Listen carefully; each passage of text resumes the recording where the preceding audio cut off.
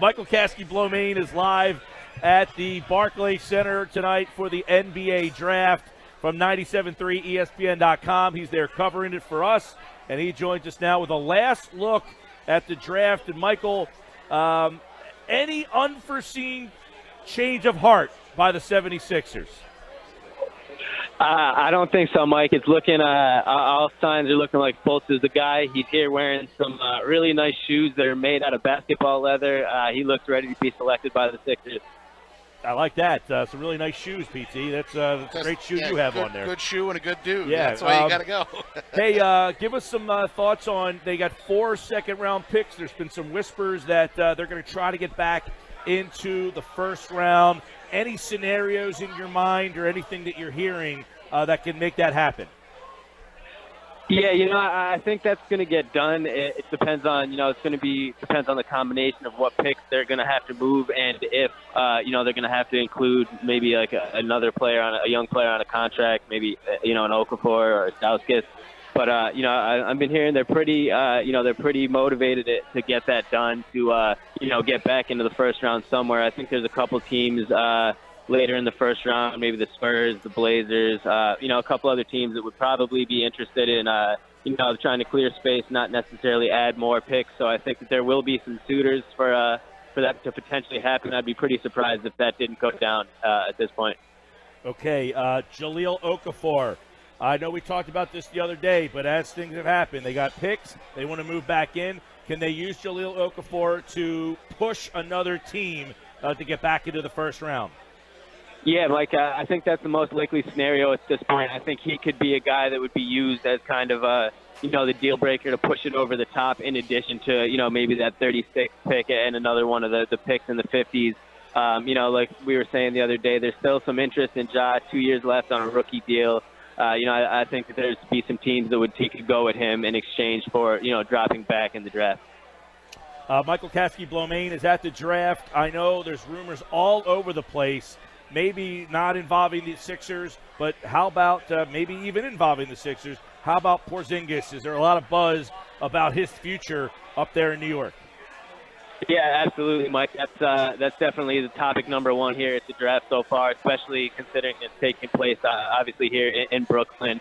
Whereas I think the Sixers were kind of the most buzzed about team at the draft last year, just considering they had so many assets and things. I think right now the topic is definitely that the Knicks, and if they're going to be able to get something done here with Porzingis before the draft kicks off in a couple hours. Obviously, they've been reported to be interested in Kansas' Josh Jackson. They were trying to move up into the top 3 or top 4 or 5 to land him. So I think that's something that will really have an impact on the draft. Obviously, especially if the Celtics can get involved. So I think that's absolutely the top discussion here at the draft so far. We talked about this earlier at D-Line. I know that you probably are familiar with the 13-page manifesto from Sam Hinkie right in the beginning, where he says, in a competitive NBA or competitive landscape, some teams need to zig when others zag. Do you see Brian Colangelo? He already zigged. He went and got the number 1 pick. Do you see him zagging tonight by maybe moving that pick in a Porzingis deal? Man, I would be very surprised if that happened. I think that they're, I think the Sixers are really happy with what they have, and Fultz potentially as a point guard and a guy that'll fit in really nicely, with Simmons and Embiid moving forward. It would be a pretty big move to, unload that asset for a guy that you could have drafted just 2 years ago. I mean, obviously it was a different general manager at the time, but as much as the Sixers would like to have Porzingis, I think most teams would. Obviously, a 21-year-old with those skills, I would be, shocked that I don't think that the Sixers are going to look to move this number 1 pick. What's the biggest story you're looking at tonight? You're up there. You're in the heart of it all, Michael. What's on your mind as you're getting ready for this draft? I think the thing that most people are kind of curious about, it'll just be if one of these superstars ends up getting moved, which could, potentially shape the balance of the league moving forward. I think, most people expect the Sixers to take Fultz 1. I think Lonzo Ball is, going to go number 2 here to the Lakers.